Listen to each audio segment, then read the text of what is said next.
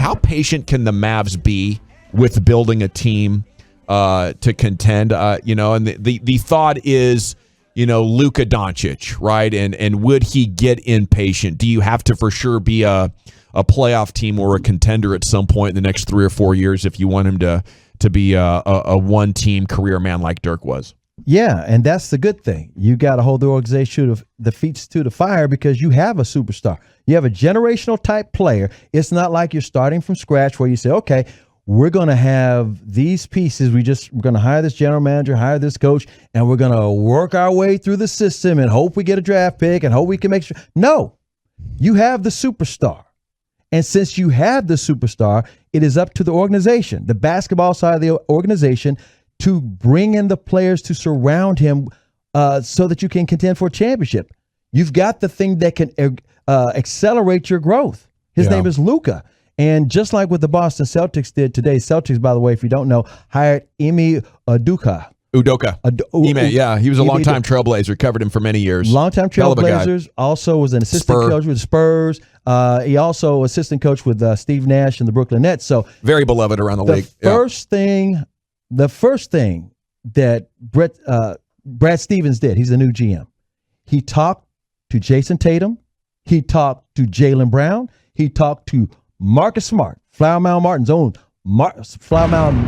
own Marcus Smart. Said, look, who you guys like? And they said, that's the guy we want. Right on. And he made it happen. So you got to do that because you get the trust of your superstar. Again, the superstar is not necessarily calling the shots, but you better make sure that they're in. So, find the right coach. I think on top of that, LeBron and Kawhi have set this new trend where the superstars are doing deals almost immediately after 1 or 2 years, have player options. So they can put pressure on the team, go get that guy, go get that guy, go get that guy. Don't be wasting my time. I need to stack championships, so I don't know if impatience is the word, but I definitely think urgency is. Yeah. Now, I think you have a couple, 2-3 years, so I don't think you should recklessly do big, risky, aggressive moves. Correct. I think more importantly, when Luka does decide, it's got to be a track record of making wise decisions. Correct. So I think at this point, wisdom is more important than speed. Mm-hmm. And then maybe as a player gets in his late 20s, if he still doesn't have a championship, maybe you shifted into more urgency. And guys, we got to throw the dice now. We can't wait any longer. Sure. This is not like he's AD right now or last year down in New Orleans, 2 years ago down in New Orleans, where he had been there toiling all of these years, and all of a sudden LeBron comes to calling. No, this is a guy, like you said, he's young. He's definitely enjoys their organization. They haven't messed up yet. Now, they've made the 2 changes last week, but they haven't, quote unquote, messed up. We're going to see the results of those changes if it's a misstep or not, but they haven't messed up to make him unhappy yet. And again, it's not like he's an older guy. He's 22.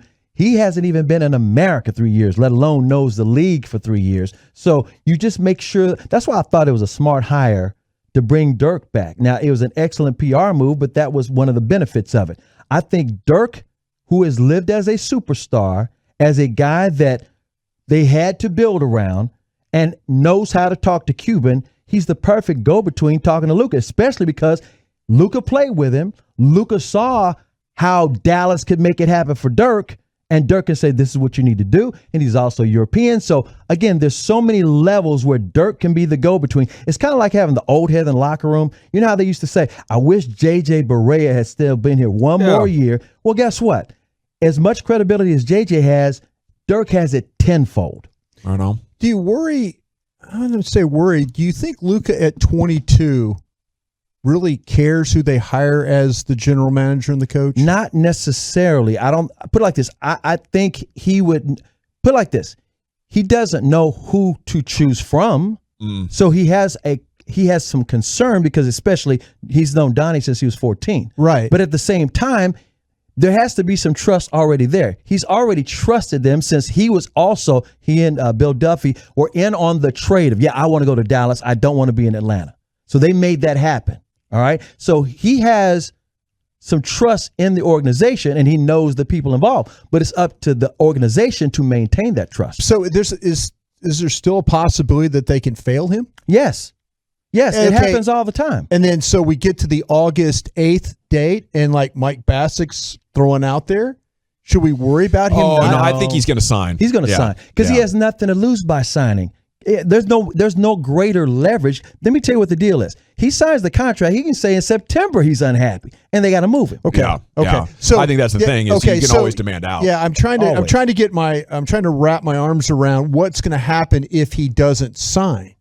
That's what I'm trying to get. Here's what could happen. I mean, that's the worst. That's the worst case scenario, right, for Mavs. He could get the Achilles strain. Name all the different injuries that have happened this calendar year with NBA players. All those things could happen to him, and he loses that $205 million.